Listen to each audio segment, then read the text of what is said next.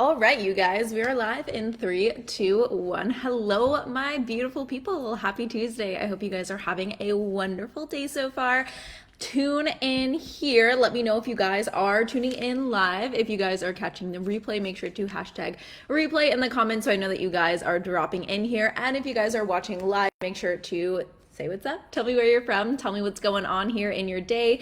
Got a couple people rolling in. We are going live at a little bit of a later time today, so maybe we won't have everyone who's normally in here, but Adi, you're always in. What's up, girlfriend? That just makes me so happy. She is so dedicated, so committed.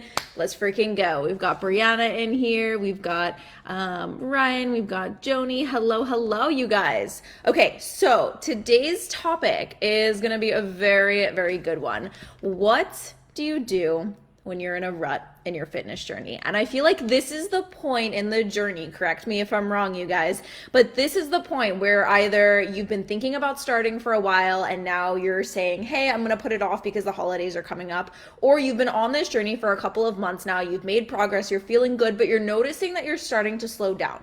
You're noticing that the motivation's not there like it was before, the excitement wasn't there like it was before, and now it's like there's a million and one reasons for us to not focus on our goal, right? There's all these different things that are popping up, all these different things that are happening that are causing us to be like, I'll start tomorrow, or, I don't really need to focus too much, or all these other things that are taking up space during our day. So what do we do if you find yourself starting to fall into a rut here for your fitness journey? Okay, we're going to go over 5 things that are really crucial here, and we're going to dive right in so we don't waste any time for you guys. Okay, so number 1, what do you do when you're in a rut in your fitness journey? And like I said, you can either be in a rut because you've been on this journey for quite some time, you haven't been on a journey and you just feel really stuck, or now all of a sudden with the holidays coming up, you feel that you're kind of taking your foot off the gas pedal and you're slowing things down a bit, okay? So number 1, what do we do when we're in a rut? And number 1 is the hardest thing, okay, you guys? It's to have an honest conversation with yourself. And these conversations suck. I've had to have those with myself many times where I will sit and I will try and place the blame on all other factors, right? I'll be like, oh, like this just isn't working, or my hormones are off, or maybe I should go get another test done because something's not right. When in reality, that may be the case, right? For a select few individuals, it may be something else that needs to be changed. But for a majority of the population, you guys, it's so important that we have an honest conversation with ourselves. Have I been doing what I was supposed to be doing? Have I been logging and tracking my food? Have I been putting in full effort? Have I been making myself a priority, or have I been putting myself on the back burner?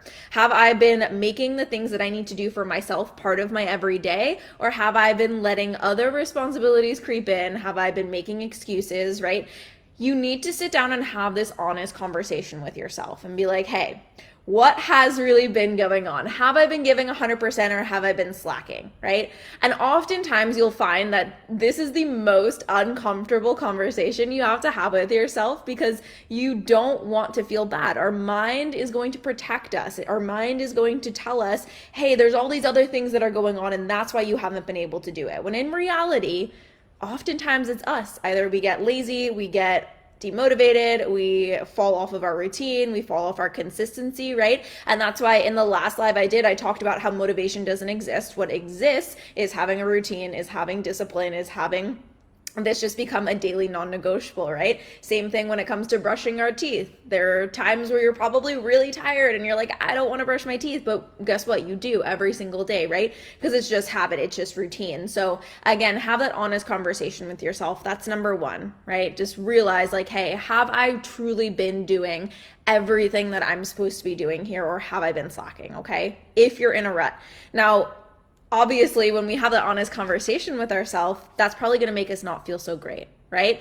But that's when we can start to shift our mindset, right? There's this thing that I had one of my previous coaches tell me, she calls it the bitch in the brain, that's constantly going to tell you that, hey, you are not doing things right. Why are you trying? Just give up already. And you don't want to give in because that part of your mind is going to tell you that all the time. Okay. So we have the honest conversation with ourselves. Step number 2 is assess the data. And remember, this is why I said it's so important for us to be logging and tracking, especially if you're on a journey. It really bothers me when people are like, oh no, I want to lose weight, but I don't want to track anything. I don't want to log anything. That's too much work. Yeah, of course it's work. You want to see the results, right? And if anyone's going to sit here and tell you that you don't have to have any data, but you're going to see progress, and they're claiming that it's going to happen in a short period of time, they're full of it. They're full of shit. I'm sorry.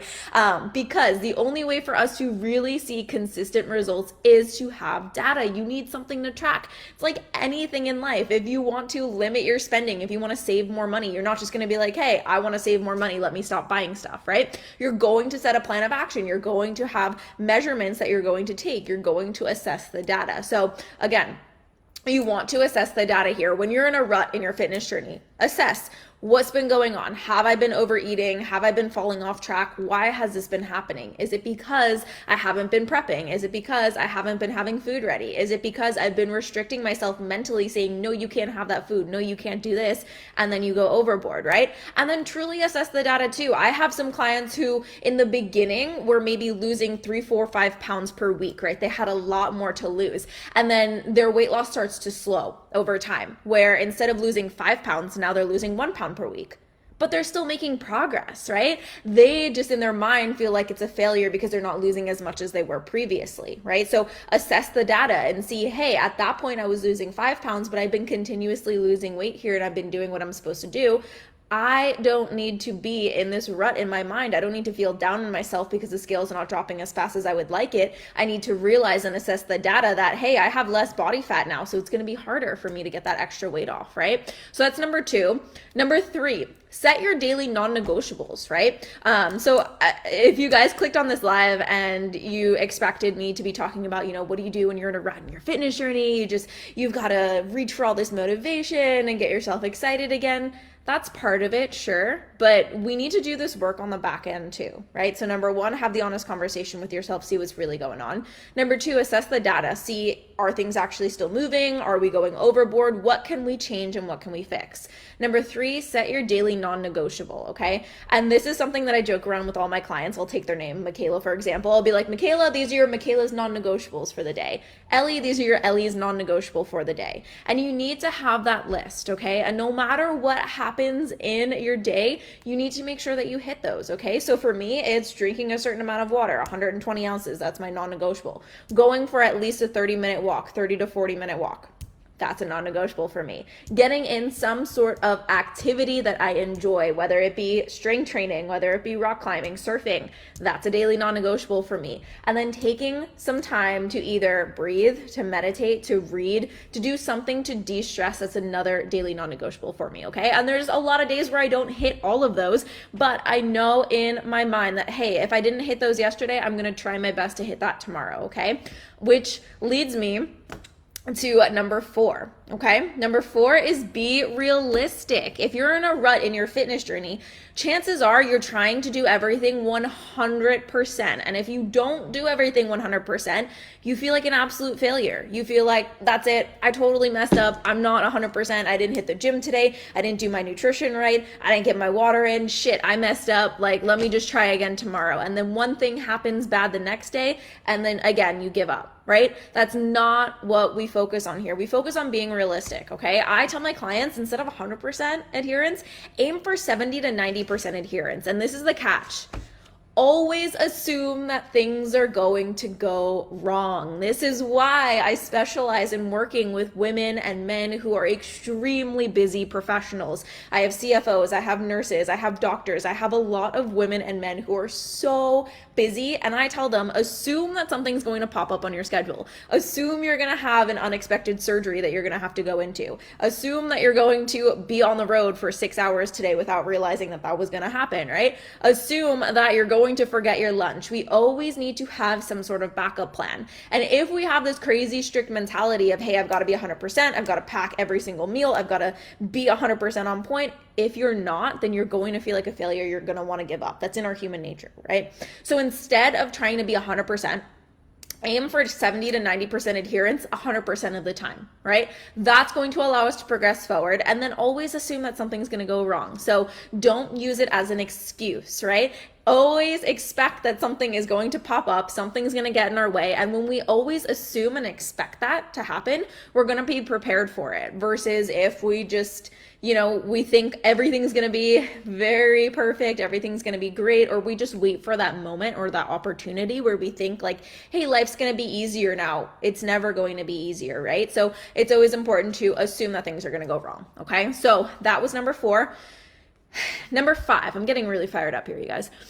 Set a 3-part goal. This is another issue that I really see with a lot of potential clients or even current clients who get really hung up on the numbers, right? They have this ultimate goal of like, hey, I want to be under 200 pounds, or hey, I want to lose 50 pounds, right? And that number feels so far away, whether they've been on their journey for 1 week or they've been on their journey for 30 weeks, right? They still feel like, man, that is so far away. So that can be your goal, right? That can be your big goal, but you also need to have smaller goals as well, okay? So I personally like to break it down into a daily goal, a weekly goal, and a monthly goal, okay? So if your big focus is to lose 50 pounds, that is fine, but I do not want you to put a specific time frame on it because it gets discouraging, right? If we only see 1 pound down and we realize, man, I've got 49 more pounds to go, we just feel like it's impossible and it's never going to happen. So we don't want to keep trying, right? Versus if you focus on the smaller things that we can control, a daily goal. Like I said, the daily non-negotiables.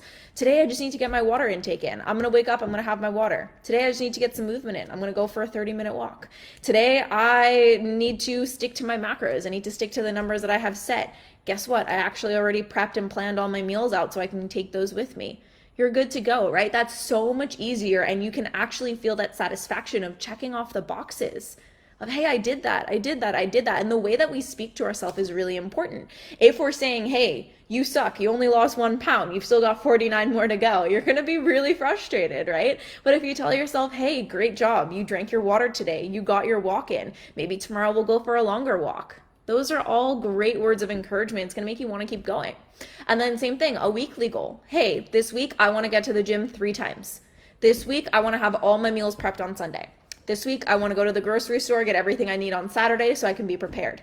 Actually, this week I have a wedding to go to. What am I going to do the day of the wedding to make sure I'm prepared and ready to go, right?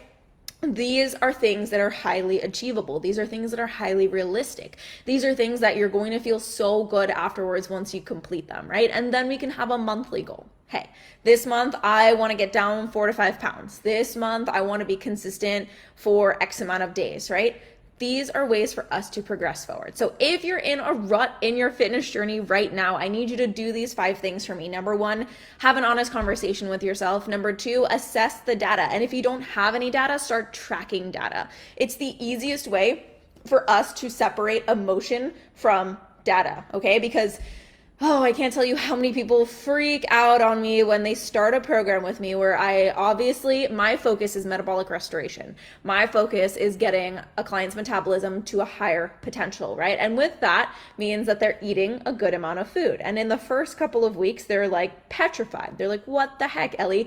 I can't believe I'm eating this many calories, when in reality, the calories I set for them are typically even lower than what they're normally eating. They just don't know they're eating that many calories, right? But they start to have this emotion that's tied to the numbers, whether it's the amount of calories they're eating, the weight on the scale. They get really emotional about it, okay? So if you get into this routine of just tracking and logging and seeing the numbers as data, that's when you can begin to really see an incredible amount of progress, okay? I just had one client. She's freaking incredible. Her name's Morgan. I started working with her after she had her baby. At this point, I think she's dropped like over 30 pounds. And we entered into a reverse phase a couple weeks ago. And the scale started going up a little bit, right? And at first she was freaking out. She was like, oh my God, I'm eating more food. Like, no, I should just stay on low calories. I shouldn't be eating this much food. My weight's going up on the scale. See, it's not working.